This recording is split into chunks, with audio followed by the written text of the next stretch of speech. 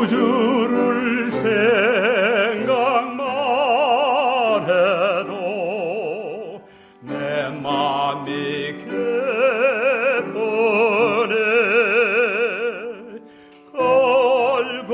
걸골체니 뵐 때야 내 기쁨 어떠리. 이 세상 조름하늘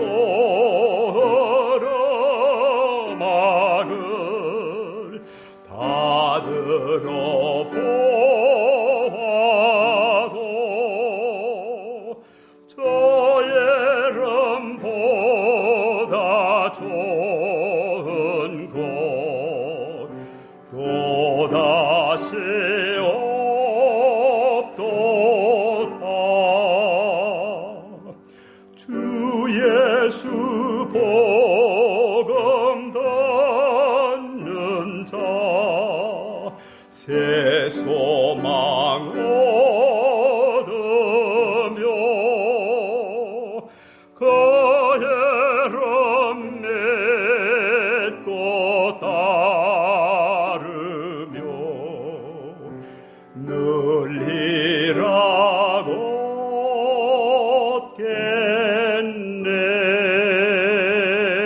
간주하고요.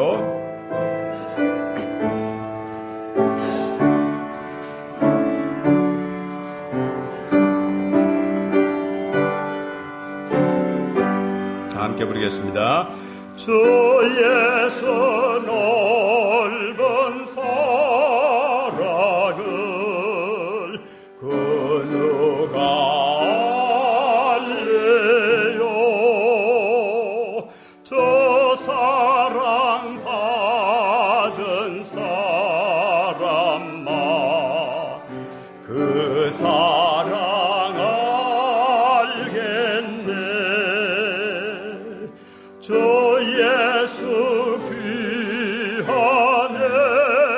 이름이 내 자랑 되시고 이제로부터 영원히 내 영광 뵙소서. 이제로부터 영원히 내 영광 되소서. 아멘.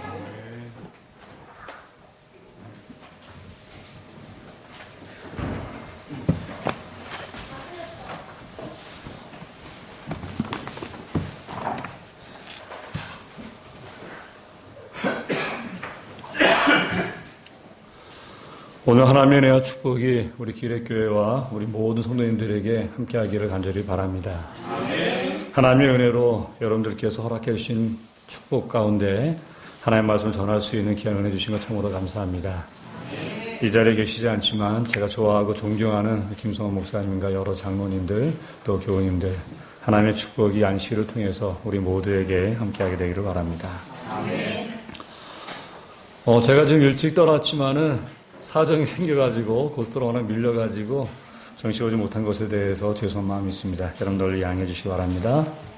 우리 다시 하나님의 말씀 요한복음 2장에 있는 말씀을 보도록 하겠습니다. 요한복음 2장 1절부터 10절에 있는 말씀입니다. 우리 같이 말씀을 나누기 위해서 본문이 길지만 같이 본문에 있는 말씀을 우리 보도록 하겠습니다. 제가 홀수절, 여러분들이 짝수절을 하답해 주시기 바랍니다. 제가 홀수절, 여러분이 짝수절을 읽어주시기 바랍니다. 사흘 되던 날에 갈릴리 가나에 혼인이 있어 예수의 어머니도 거기 계시고 예수와 그의 제자들도 혼인의 초함을 받았더니 포도즙이 모자란지라 예수의 어머니가 예수에게 이르되 저희에게 포도즙이 없다 하니 예수께서 이르시되 여자여 나와 무슨 상관이 있나이까 내 때가 아직 이르지 못하였나이다. 그 어머니가 하인들에게 이르되 너희에게 무슨 말씀을 하시든지 그대로 하라 하니라.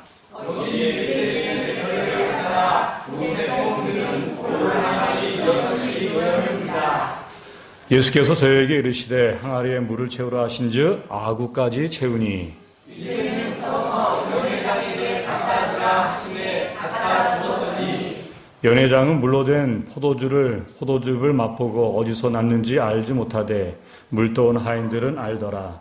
연회장이 신랑을 불러 말하되 사람마다 먼저 좋은 포도즙을 내고 취한 후에 낮은 것을 내거늘 그대는 지금까지 좋은 포도즙을 두었도다 하니라. 아멘. 오늘 저는 주어진 말씀을 본문으로 모자람의 축복. 여러분, 부족한 것이 축복이 될 수 있습니까? 모자란 것이 축복이 될 수 있습니까? 분명한 사실은 우리들에게는, 그리스도 은혜 안에 있는 우리들에게는 때때로 부족한 것이, 연약한 것이, 모자란 것이 하나님의 은혜가 되고 축복이 된다는 사실입니다. 그래서 오늘은 같이 모자람의 축복이라는 제목 가지고 같이 은혜를 나누기를 원합니다. 하나님께서 우리 인생을 행복하게 창조하셨습니다. 하나님이 직접 우리에게 주시고자 하는 것은 우리의 만족과 건강과 행복이라는 사실입니다. 창세기 1장 31절에 보면 하나님께서 이 세상을 창조하신 다음에 이렇게 우리에게 말씀해 주고 있습니다. 하나님이 그 지으신 모든 것을 보시니 보시기에 심히 좋았더라. 저녁이 되며 아침이 되니 이는 여섯째 날이니라. 하나님 모든 창조한 것을 보시고 보시기 어떻게 되었더라? 심히 좋았더라. 하나님이 주시는 것은 만족입니다. 행복입니다. 오늘 그러한 하나님의 축복이 여러분과 저에게 함께해야 되기를 바랍니다. 아멘. 하나님께서 우리에게 행복을 주시기 원하고 우리에게 만족을 주시기 원하지만 종종 우리의 삶은 그렇지 못하다는 사실입니다. 저는 이번 주에 마음이 무겁습니다. 왜냐하면 같이 목양을 하는 우리 목사님들 가운데 두 분이 갑자기 큰 병을 입원했기 때문입니다. 원주 삼류 교목으로 있는 김성천 목사님이 갑자기 아프셔서 갔는데 그만 급성 백혈병이라고 합니다. 그리고 골수검사가 나왔는데 골수암으로 판정이 되었습니다. 왜 이 목사님이 더 열심히 학교에서 학생들에게 복음을 가르치고 정말 그들에게 질을 가르쳤던 목사님이 왜 이렇게 끔찍한 질병에 걸리게 되었을까? 또 어제도 행성 영영포교회 행성 동북교회를 섬기시는 김상준 목사님이 또한 고대 병원에 입원해가지고 어제 또 고대 병원에 가서 병문안을 하고 기도를 해주고 왔습니다. 종종 우리의 삶 속에서 이런 원치 않은 아픔과 질병이 찾아올 수 있다는 사실입니다. 또 제가 아는 장로님의 사모님도 저녁에 이제 집에 오시다가 그만 그 평범한 길입니다. 근데 갑자기 넘어지셔가지고 그만 고관절이 부러지신 거예요. 그것도 병원에 입원하시고, 참으로 사람이 다치더라도 어이없게 다칠 수도 있겠구나. 우리가 완벽한 것 같지만, 우리가 건강한 것 같지만, 어느 순간에 우리의 아픔이, 우리의 건강이 아픔이 되고 어려움이 될 수 있다는 사실입니다. 그렇지만 분명한 사실은 하나님께서 우리 모두가 행복한 주인공이 되기를 바란다는 사실입니다. 여기 한 사람은 행복에 대해서 이렇게 우리에게 글로써 용기를 주고 있습니다. 세상에서 가장 행복한 사람은 일생 동안 할 일이 있는 사람이다. 세상에서 가장 불행한 사람은 교양이 없는 사람이다. 세상에서 가장 쓸쓸한 사람은 할 일이 없는 사람이다. 세상에서 가장 존경을 받을 수 있는 사람은 남을 위해 봉사하고 생색을 내지 않는 사람이다. 세상에서 가장 비참한 사람은 남을 부러워하는 사람이다. 세상에서 가장 슬픈 사람은 거짓말을 하는 사람이다. 세상에서 가장 아름다운 사람은 애정을 가지고 일하는 사람이다. 오늘 우리가 이 글을 통해서 보면 우리는 어떤 사람입니까? 행복한 사람입니다. 하나님이 주시는 은혜가 있고 하늘의 소망이 있고 우리가 열심히 일하고 봉사할 수 있는 은혜와 축복 주신 것 참으로 감사를 드립니다. 이처럼 행복은 멀리 있는 것이 아니라 우리의 삶 주변에 가까이 있다는 사실입니다. 결코 행복은 조건이 아니라 환경이 아니라 우리의 내적인 행복, 그 만족이 참된 행복을 준다는 사실입니다. 여기 한 사람의 생애에는 우리에게 그 사실을 분명히 알려주고 있습니다. 여기 흥분과 모험을 찾아 한평생 온 세상을 돌아다닌 한 사람이 있었습니다. 그가 추구한 직업의 다양성과 주거지의 다양성만으로 해도 기네스북에 오를 만한 그런 특별한 사람이었습니다. 그는 운전기사였습니다. 그리고 투우사였습니다. 그리고 사냥꾼이고 종군 기자였습니다. 그는 또한 낚시꾼이었습니다. 그는 또 권투선수였고 그는 또한 사업가이기도 했습니다. 그는 또한 전쟁터에 참여한 군인이기도 했습니다. 또한 그는 작가이기도 했습니다. 또한 그는 스페인에서는 투우사로 한 번은 일하기도 했습니다. 오스트리아, 이탈리아 전선에서는 구급차 운전병으로 전투에 참여를 했습니다. 그리스와 터키 전장에서는 종군 기자로 일을 하기도 시작을 했습니다. 아프리카에서는 사자와 코끼리를 사냥을 했습니다. 그리고 멀리 쿠바에서는 군수공장을 경영하는 사업가로 수완을 발휘하며 튼튼히 바다 낚시도 하였습니다. 파리에서는 특파원으로 일했습니다. 그는 파리와 스페인을 무대로 한 작가이기도 했습니다. 그는 또한 역사적인 2차 세계대전 노르만디 상륙 작전에 참여하기도 했습니다. 그가 탄 비행기는 2번씩이나 떨어졌지만 구사일생으로 그는 살아남았습니다. 그는 3번이나 결혼에 실패했지만 4번이나 결혼식을 올린 사람이었습니다. 그가 쓴 소설 작품의 첫머리는 이런 질문으로 시작이 되고 있습니다. 말라 얼어붙은 표범의 시체 하나가 나뒹굴어져 있다. 과연 표범은 그 높은 산봉우리 위에 무엇을 찾고 있었던 것일까? 그는 이 책을 통해서 드디어 1954년에 노벨 문학상 수상 작가가 되었습니다. 이 사람이 누구일까요? 우리가 짐작하는 것처럼 미국의 유명한 작가 해밍웨이가 됩니다. 그는 행복을 찾기 위해서 많은 것을 시도했습니다. 많은 직업도 가졌고 많은 그것을 얻기 위해서 결혼도 여러 번 했지만 결국 행복하지 못한 것을 우리 볼 수가 있습니다. 결국 그의 나이 62세가 되던 해 1961년이었습니다. 7월 그의 아이다호 자택에서 그가 애용하던 사냥총으로 자신의 이마를 겨냥하고 당기채 쓰러져 그의 드라마틱 인생을 마감하게 됩니다. 정말 한때는 유명한 사람이었지만 우리에게 용기와 격려를 준 사람이었지만 결국 그의 인생은 불행으로 마쳤다라는 사실입니다. 정말 그가 하나님에 대한 소망이 있었다고 하면 하늘에 대한 소망이 있었다고 하면 그의 삶이 이렇게 비참하게 끝났지 않았을 텐데 결국 그는 자살로 그의 드라마틱 인생을 마무리한 것을 우리 볼 수가 있습니다. 그는 한평생 인생의 기쁨, 고스리를 찾아 도전했고 또 어느 정도 그 기쁨을 누리기도 했습니다. 그러나 어느 날 그가 찾던 기쁨이 그의 인생의 장에서 떨어진 것을 확인하는 순간 그는 더 이상 자신의 존재를 이 땅에서 중단하기로 결심한 것입니다.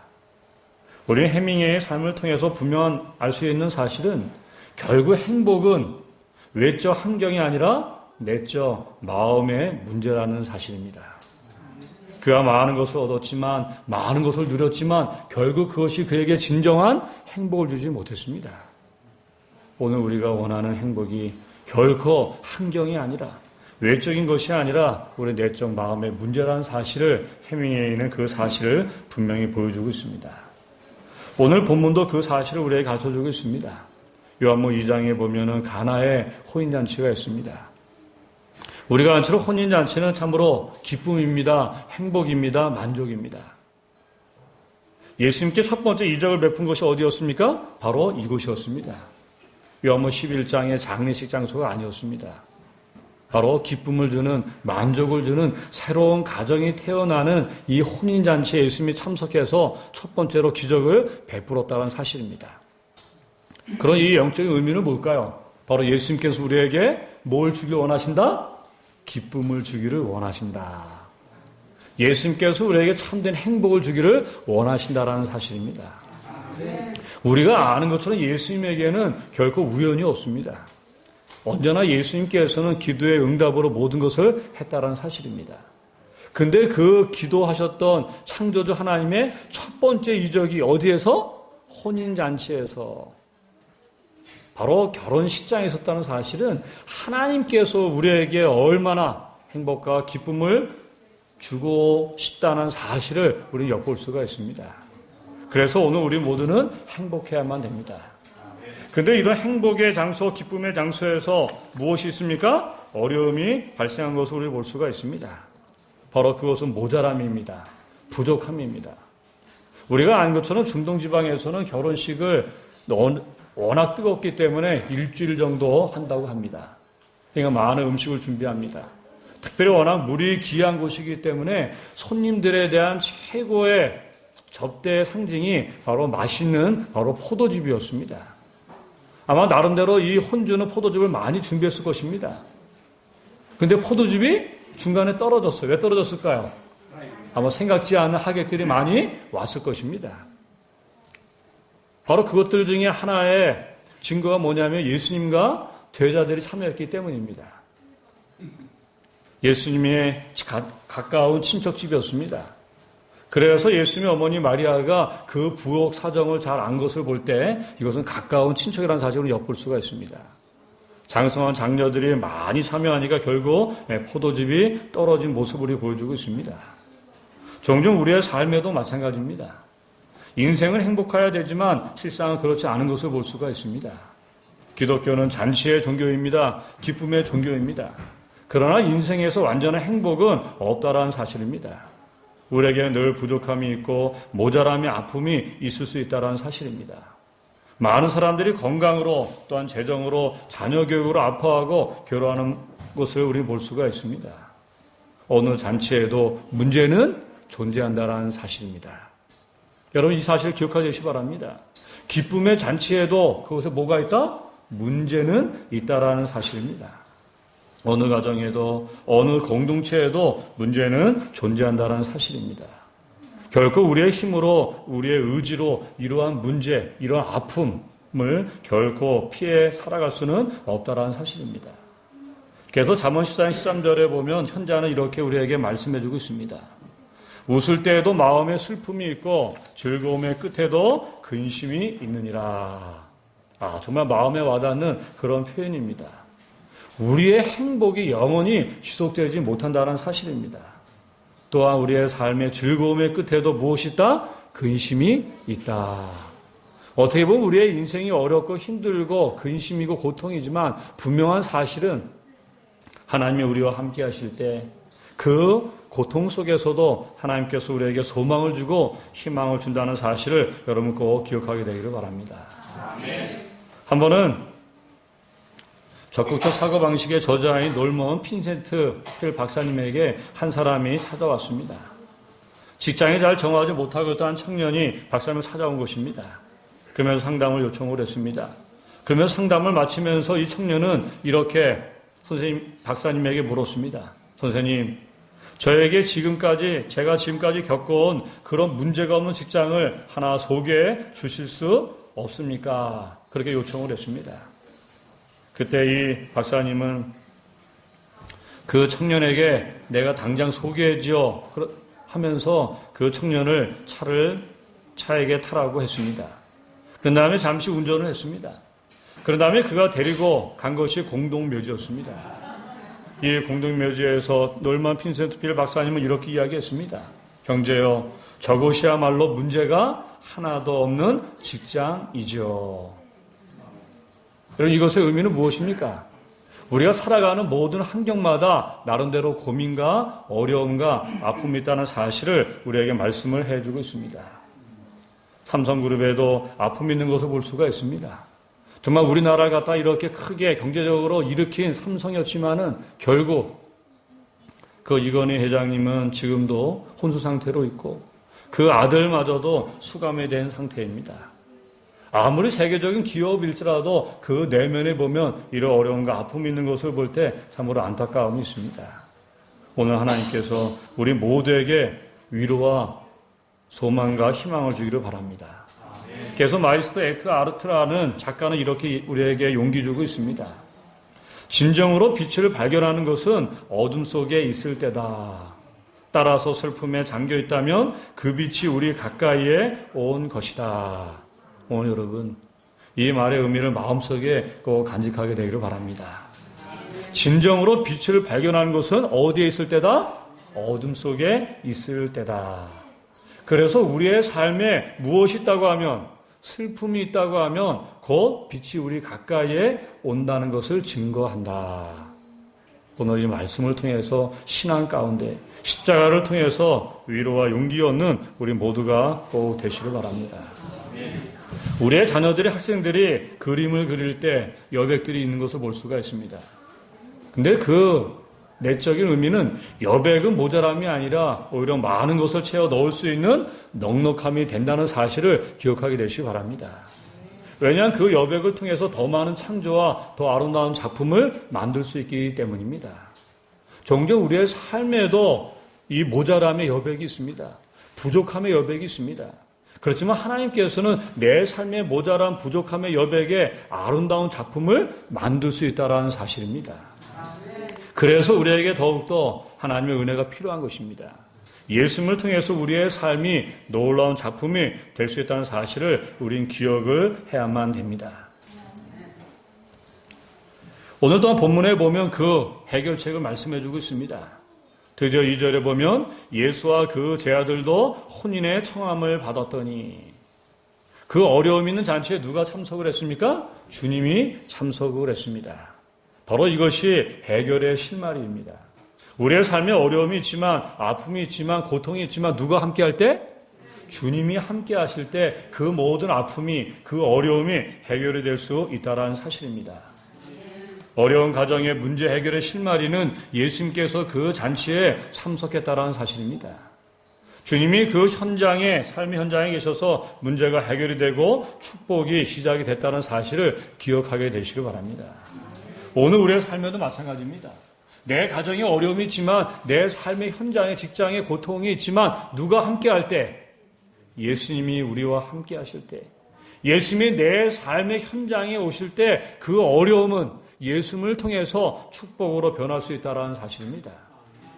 그래서 예수님께서는 그 어려움이 있는 그 혼인집에 예수님께서 축도로서 기적으로서 가장 최고의 맛있는 포도즙을 내어준 것을 우리는 볼 수 있습니다.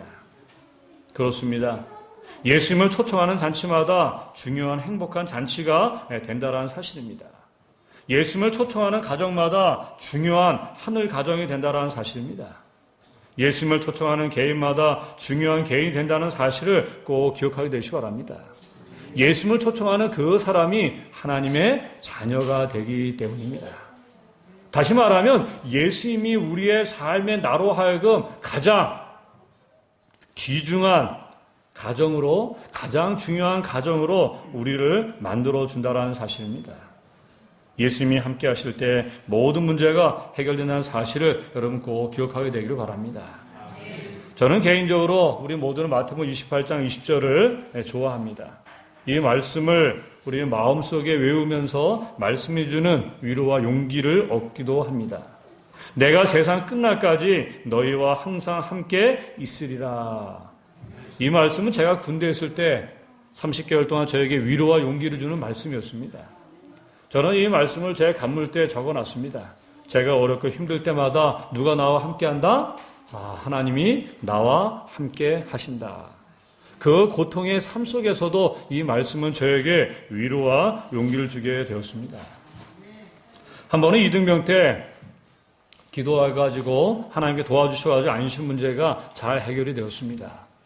물론 몇 달 동안 혼자 빈 사무실에서 예배를 드렸지만 하나님께 도와주셔가지고 이제 가까운 지역교회에 가게 되었습니다.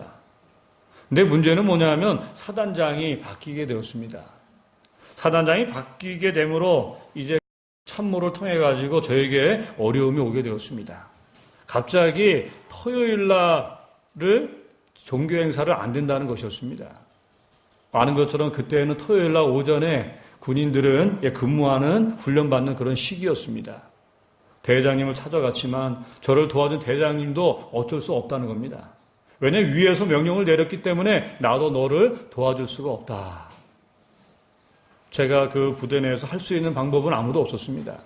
저를 도와준 대장님 도와줄 수 없다고 하니 제가 할 수 있는 거는 누구를 만나는 것밖에 없다? 사단장을 만나는 것밖에 없다.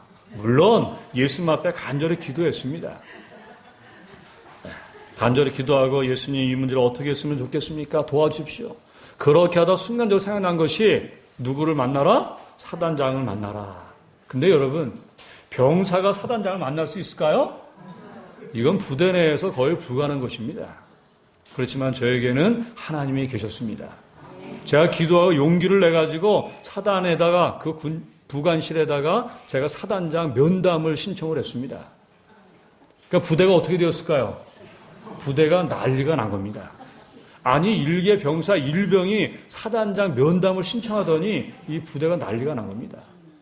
결국 그 부대에서 그 부관 비서실장하고 군정참모가 저한테 전화를 했습니다. 왜 그러냐? 저는 안식일 교인입니다. 저는 안식일날 토요일날 저는 교회 가서 하나님 앞에 예배를 드리고 싶습니다. 여태까지 예배를 드렸습니다. 그러니 저 좀 도와주십시오. 그렇게 제 의지를 분명히 보였더니 이 사단에서도 긴급 회의가 열린 겁니다. 그러면서 저로 하여금 설득이 안 되는 것을 알고 드디어 사단에서 사단장이 특별히 명령을 내려가지고 박명호 일병은 계속적으로 어디에 가라? 계속적으로 안식일 토요일 날 교회에 가서 예배를 드려라. 여러분 아멘입니까? 아멘. 여러분 저를 가볍게 생각하지 않게 되길 바랍니다. 저는 군대에 있을 때 사단장 면담을 신청한 사람입니다. 바로 하나님이 제 든든한 후원자였기 때문입니다. 물론 저도 그때 두려웠습니다. 왜냐하면 일개 병사가 사단장을 만난다는 거 이건 불가능한 것이었습니다. 그렇지만 하나님이 나와 함께 하신다. 제 간물대였던 것처럼 내가 세상 끝날까지 너와 함께 하리라. 그 말씀이 얼마나 저에게 위로와 용기 줬는지 모릅니다. 여러분 어렵고 힘들 때 하나님이 나와 함께 한다는 사실을 기억하게 되시기를 바랍니다. 그 하나님이 우리에게 위로가 되고 용기가 되고 기적을 준다는 사실을 우리 마음에 꼭 간직해야만 됩니다. 이사야 41장 10절에 보면 두려워 말라 내가 너와 함께함이니라. 놀라지 말라 나는 내 하나님이 됨이니라. 내가 너를 굳세게 하리라. 참으로 너를 도와주리라. 참으로 나의 의로운 오른손으로 너를 붙들리라. 하나님이 우리를 도와주신다고 분명히 말씀을 했습니다. 우리와 함께 하신다고 분명히 약속하셨습니다. 우린 연약하지만 우린 부족하지만 이 하나님을 통해서 믿음으로 승리하는 우리 모두가 꼭 되시기를 바랍니다. 여기 한 장의 사진이 있습니다. 여러분 박지선 선수하고 히딩크 감독입니다. 김연아 선수하고 오셔 코치 감독입니다. 여기 질문 하나 드리도록 하겠습니다. 여러분 박지선 선수가 위대합니까? 히딩크 감독이 위대합니까? 네. 물론 박지선 선수는 위대한 선수입니다. 그러나 분명한 사실은 히딩크 감독이 있었기 때문에 박지선 선수가 또 김연아 선수가 오셔 코치를 통해 가지고 위대한 선수가 되었다는 사실입니다. 다시 말하면 위대한 감독이 한 선수를 쓰면 무명이었던 선수도 누가 된다? 위대한 유명한 선수가 될 수 있다는 사실입니다. 성경에 이런 신뢰가 있습니까? 예, 많이 있습니다. 하나님께서 연약한 사람을 썼을 때 그 사람을 통해서 하나님이 크게 역사한 것을 우리 볼 수가 있습니다. 여기 우리 어린 학생이 있는데 여기서 증거가 뭐냐면 바로 이겁니다. 바로 요셉입니다. 여러분 요셉이 위대합니까? 예, 한편 위대합니다. 왜? 요셉이 노예로 끌려갔지만 애굽의 총리가 되고 그가 구속사에 큰 역사를 이루었기 때문입니다. 그러나 분명한 사실은 요셉보다 하나님이 더 위대하신다라는 사실입니다. 그 증거가 창세기 39장 2절과 3절입니다. 여호와께서 요셉과 함께 하심으로 그가 형통한 자가 되어 그의 주인 애굽 사람의 집에 있으니 그의 주인이 여호와께서 그와 함께 하심을 보며 또 여호와께서 그의 범사에 형통하게 하심을 보았더라. 여기 2절과 3절에 보면 몇 개의 단어가 반복이 되고 있습니다. 여호와 하나님이 등장을 합니다. 요셉이 등장을 합니다. 그리고 함께 했다는 표현이 등장을 하고 형통이라는 그 단어가 반복이 되고 있습니다. 다시 말하면 하나님이 요셉과 함께 했기 때문에 그 요셉이 위대한 사람이 되었다는 사실을 기억하게 되기를 바랍니다. 요셉이 위대한 것이 아니라 하나님이 위대한 것입니다. 위대하신 하나님이 요셉과 함께 했기 때문에 요셉이 위대하게 되었다는 사실을 여러분 꼭 기억하게 되기를 바랍니다. 우리 여기 학생 청년들이 있습니다. 우리 두 청년들 기억하게 되기를 바랍니다. 위대하신 하나님이 요셉과 함께 했을 때 요셉이 위대한 사람이 되었습니다. 그렇다고 하면 하나님이 누구와 함께하면? 나와 함께하면 오늘 우리도 위대한 사람이 될 수 있다는 사실을 확신하게 되기를 바랍니다. 오늘 하나님이 요셉과 함께 하신 것처럼 우리 모두도 함께해서 우리도 하나님 안에서 위대한 사람이 되는 우리 모두가 되시길 바랍니다. 그래서 예수님이 그 삶의 현장에 있었기 때문에 그 가정에서 기적이 일어나고 사람들은 가장 맛있는 포도즙을 맛볼 수 있는 주인공이 되었다라는 사실입니다. 어거스틴은 그의 고백록에서 이렇게 참된 행복과 만족에 대해서 고백해주고 있습니다. 오 하나님, 내 영혼이 하나님 안에서 안식을 얻을 때까지 나의 인생에는 진정한 휴식이 없었습니다. 이것이 유명한 어거스틴의 바로 고백록에 나오는 그의 고백입니다. 누구를 만나기 전까지? 하나님을 만나기 전까지 나에게 참된 만족이 없었습니다. 그러나 하나님을 만난 다음에 나에게는 진정한 행복이, 진정한 만족이 찾아왔습니다. 우리가 아는 것처럼 어거스틴은 망나니였습니다. 그 어머니 모니카가 평생을 기독한 제목이 바로 어거스틴이었습니다.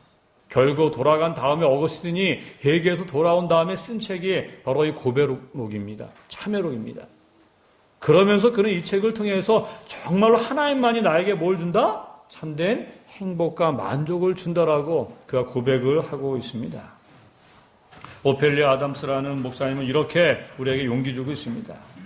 응답이 없으신가요? 응답해 주시지 않는다고 말하지 마십시오. 당신이 마땅히 할 일을 다하지 않았기 때문일 수도 있습니다. 당신이 기도하기 시작했을 때 하나님도 일을 시작하셨습니다. 하나님은 시작한 일을 결코 중단하시지 않습니다. 설사 기도를 시작한 지 몇 년이 지났다고 하더라도 낙심하지 마십시오. 하나님의 영광이 드러날 날이 반드시 올 것이기 때문입니다. 여러분 결코 주님 안에서 포기하지 않게 되길 바랍니다. 내가 하나님을 의지하고 간절히 기도할 때 하나님은 그 기도를 통해서 우리에게 위대한 기적을 만들어 준다는 사실입니다. 내가 하나님 안에 있으면 하나님이 오늘 우리로 하여금 가장 특별한 중요한 주인공이 되게 한다는 사실입니다. 부족한 것이 많을 때 오히려 우리는 놀라운 하나님의 역사를 체험할 수가 있습니다. 왜냐 우리가 부족할 때 하나님이 친히 우리를 통하여 일하시기 때문입니다. 내 능력이 부족할 때 그때가 바로 하나님이 일하실 때인 줄을 확신하게 되시길 바랍니다. 그래서 고난이 내게 유익이다. 어떤 역설적인 것이지만 어려움을 통해서 시련을 통해서 더 큰 축복의 주인공을 우리는 만날 수 있기 때문입니다. 우리 인생의 바닥은 오히려 채워주시는 하나님의 손길을 경험할 수 있는 좋은 기회임을 믿으시기 바랍니다. 우리가 부족할 때 그때가 바로 기적을 체험할 수 있는 가장 좋은 기회가 된다는 사실을 확신하는 우리 모두가 꼭 되시기를 바랍니다. 여기 사람들이 좋아하는 수표가 있습니다. 이게 얼마죠?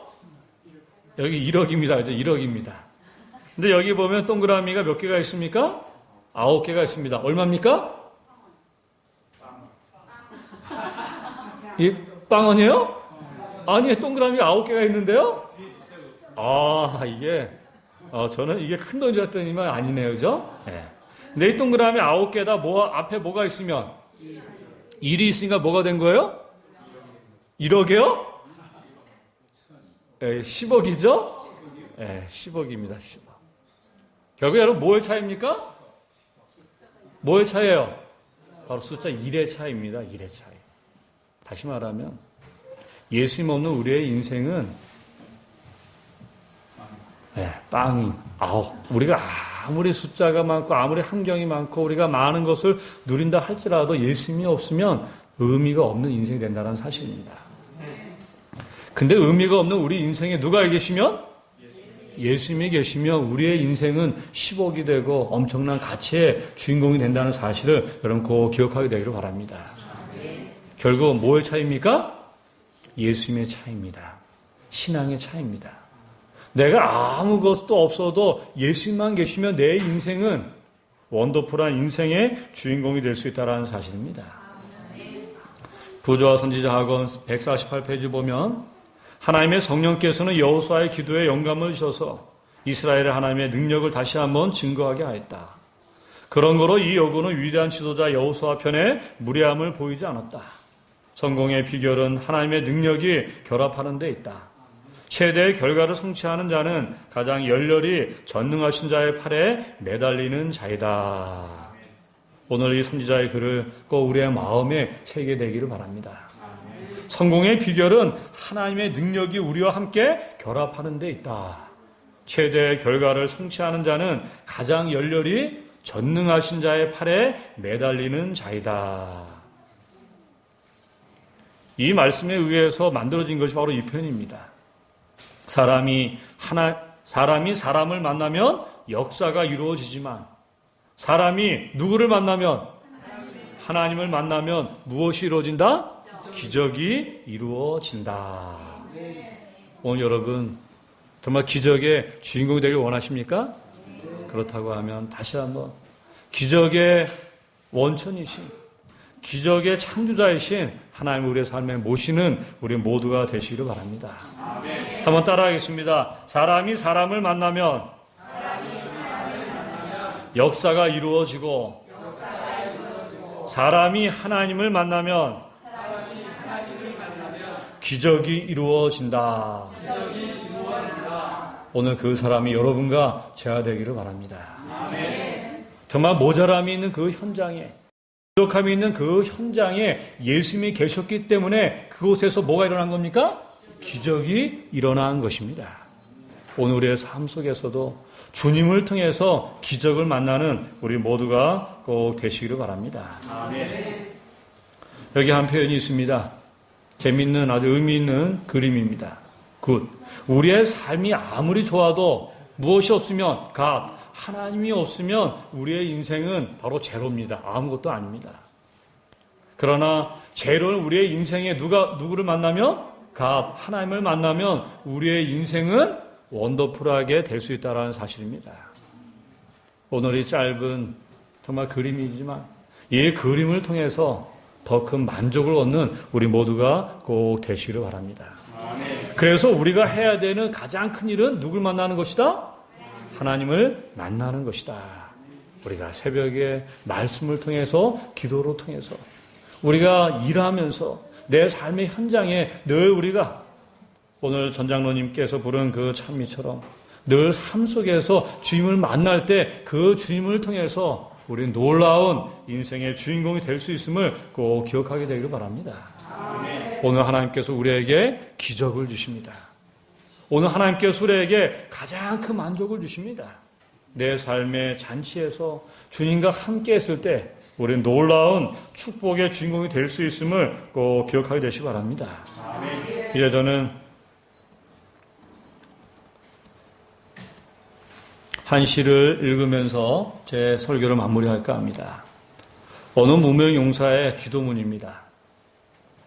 해낼 수 있는 힘을 달라고 하나님께 기도했더니 연약함을 주시어 겸손히 복종하는 것을 배우도록 하셨습니다. 더 훌륭한 일을 하도록 도와달라고 기도했더니 연약함을 주시어 주가 선한 일을 하게 하셨습니다. 행복해지도록 부유하게 해달라고 기도했더니 빈곤함에 처해 지혜로워지도록 하셨습니다. 사람들의 친송을 받도록 권력을 달라고 기도했더니 연약함을 주시어 하나님의 필요를 느끼게 하셨습니다. 인생을 즐길 수 있는 모든 것을 달라고 했더니 생명을 주시어 있는 것을 즐길 수 있게 하셨습니다. 내가 요구한 것은 아무것도 얻지 못했지만 내가 바라던 모든 것이 이루어졌습니다.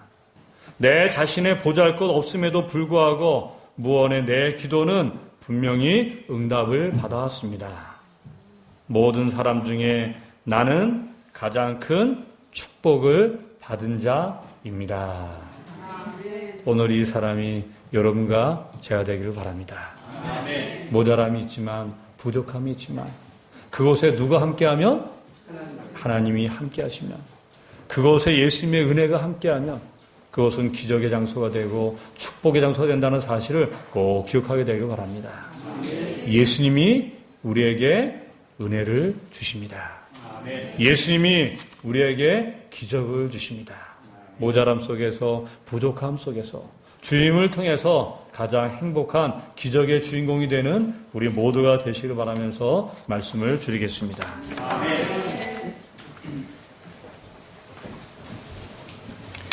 우리 마치는 찬미는 545장입니다.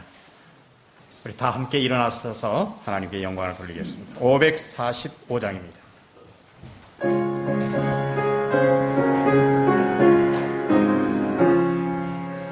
아무데나 예수 나를 이끌면 아무데나 예수 따라가려네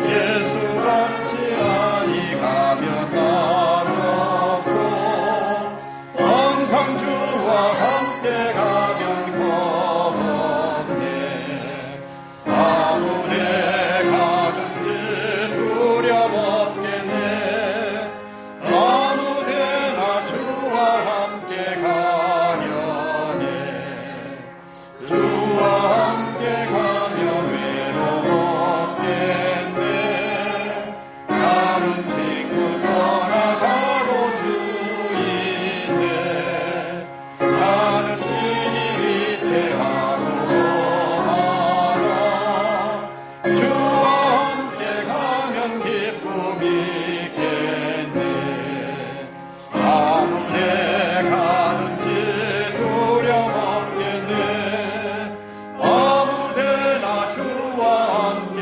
가려네 모든 그늘 땅에 내려놓을 때 주와 같이 계시 말고 잘 자네 모든 밤이 다간 후에 깨어서 아무데나 주와 함께 살겠네 아무데 가든지 두려움 없겠네 아무데나 주와 함께 가려네 하나님 아버지, 저희와 함께 해주셔서 감사합니다. 주님이 함께 하시면 저희는 행복합니다. 주님이 함께 하시면 저희는 만족합니다. 주님이 함께 하시면 저희는 기적의 주인공이 됩니다. 하나님, 우리와 함께하여 주셨소서. 우리의 가정에, 내 삶의 현장에 오셔서 우리 모두가 예수의 사람이 되게 도와주시고 그 날마다 기적을 경험하는 우리 모두가 될 수 있도록 하나님 함께하여 주셨소서. 오직 주님만이 우리가 꼭 필요한 분입니다. 예수님, 우리와 함께하여 주셨소서. 이제는 우리 하나님의 크신 사랑과 예수님의 놀라우신 은혜와 성령님의 축복하심이 주님을 닮기를 원하고 십자가를 품고 하늘 백성이 되기로 결심한 우리 모두에게 영원히 함께하여 주시옵기를 예수님의 이름으로 간절히 축원하옵나이다. 아멘.